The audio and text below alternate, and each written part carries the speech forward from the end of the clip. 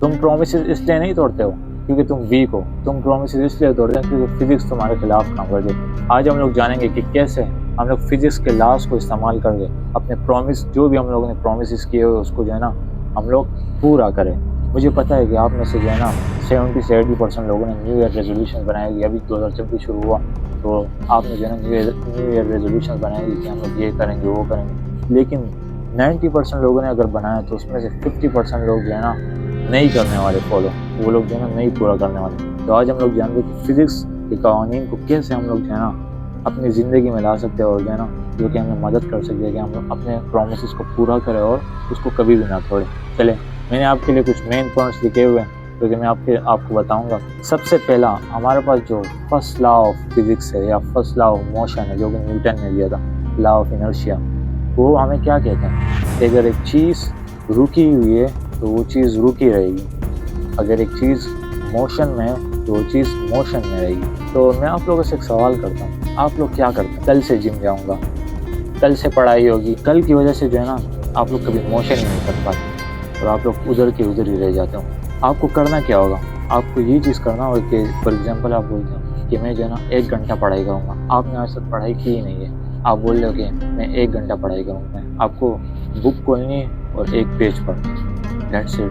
Book खोलनी है और 1 पेज पढ़ना है। अब मैं आपको समझाता हूँ कि इसका मतलब क्या है, ये जो मैंने जो भी समझा कि ये ला क्या कहता है कि जब चीज़ को मोशन में होगी तो वो मोशन में ही रहेगी, जब कोई चीज़ रस में आएगी तो रस में आएगी। तो जब आप मोशन स्टार्ट करोगे, ऐसा नहीं कि आपने बड़े बड़े प्रोमिस कर लिया और फिर आप जो है ना उधर ही जो है आपने मोशन स्टार्ट ही नहीं किया, आपने मोशन स्टार्ट करने से पहले ही छोड़ दिया, आपने वो प्रॉमिस अपने साथ तोड़ दिया। तो जब जो है ना मोशन आप स्टार्ट करोगे, 1 पेज पढ़ोगे तो क्या होगा? आप फिर मोशन में रहोगे। समझ आई? तो ये था पहला लॉ। फिर इसका दूसरा लॉ, एनर्जी कंजर्वेशन।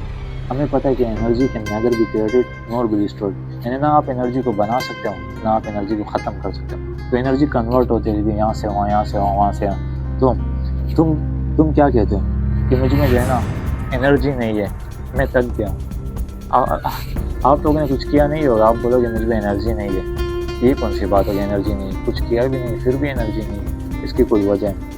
एनर्जी है लेकिन एनर्जी कन्वर्ट गलत जगह में कन्वर्ट होगी, गलत जगह में आप कन्वर्ट करो। जिस एनर्जी को आप पुशअप्स के लिए इस्तेमाल कर सकते हो, जिस एनर्जी को आप स्टडी के लिए इस्तेमाल कर सकते हो, जिस एनर्जी को आप खुद को डिसिप्लिन करने के लिए इस्तेमाल कर सकते हो, उस एनर्जी से आप लोग क्या कर रहे हो? आप उसको स्क्रॉलिंग में ज़ाया कर रहे हो। तो ज़ाहिर सी बात है फिर तो एनर्जी जो है ना आप गलत जगह में जब उसको इस्तेमाल कर रहे हो तो कन्वर्ट हो रही है एनर्जी। जब भी प्रॉमिस तोड़ने का ख्याल है तो इस एनर्जी को आपने सही जगह पर इस्तेमाल करनी है। फॉर एग्जांपल आप कुछ पुशअप्स लगा लो, आप कुछ जो है ना पुलअप्स कर लो, आप कुछ 1 पेज पढ़ लो तो आपका ये ख्याल ख़त्म हो जाएगा। फिर इसका लॉ 3, फ्रिक्शन।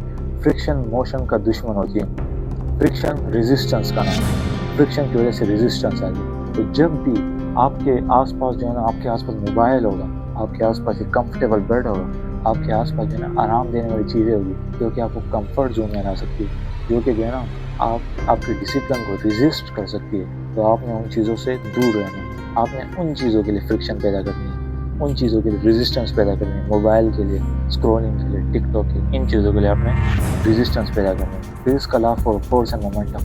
तुम एक दिन हीरो बनते हो फिर 7 दिन गायब हो जाते हो। फिजिक्स कहती है कि अगर आप रोज़ जो है ना छोटे छोटे स्टेप्स लेते हो वो ज़्यादा बेहतर है कि अगर आप जो है ना एक ही बार बड़ा स्टेप लेते हो। उससे बेहतर है कि आप जो है ना कंसिस्टेंसी के साथ रोज़ जो है ना छोटे छोटे स्टेप्स लो। फॉर एग्जांपल अगर आपको किसी बुक रीडिंग की हैबिट बनानी है तो आप जो है ना रोज़ 2 मिनट पढ़ो।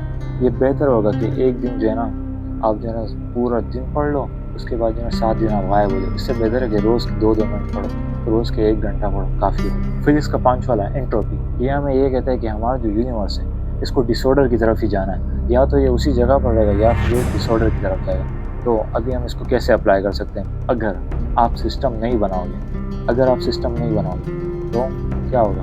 डिसिप्लिन गिर जाएगा, आपका डिसिप्लिन ख़त्म हो जाएगा और आपका जो प्रॉमिस होगा वो भी टूट जाएगा। तो आपको एक सिस्टम बनाना है अपने लिए, बाकायदा एक सिस्टम है। जैसे कि आप सुबह उठो, ब्रश करो, उसके बाद जो है ना आप जाओ और अपना पुशअप्स लगाओ, उसके बाद आप जाओ अपनी बुक रीड करो। इस तरह से एक सिस्टम बन गया तो आपका दिमाग इस सिस्टम को याद रखेगा और आपका प्रॉमिस नहीं टूटेगा। तो आज तुमको पता चल गया होगा कि तुम सुस्त नहीं हो बल्कि तुम गलत चीज़ों को फॉलो कर रहे थे, जिसकी वजह से तुम बार बार अपने प्रॉमिसेस को तोड़ रहे थे। और आज की वीडियो को देखने के बाद मुझे यकीन है कि आप में जो है स्ट्रेंथ आ गई होगी कि अपने प्रॉमिस को और अपने वर्ड को जो भी आपको अपने उसको तोड़ना नहीं है। अगर इस वीडियो को देखकर आपको कुछ रिलीफ मिला तो वीडियो को लाइक करें, चैनल को सब्सक्राइब करें और वीडियो को शेयर करें। और हम मिलते हैं नेक्स्ट वीडियो में किसी नए टॉपिक के साथ।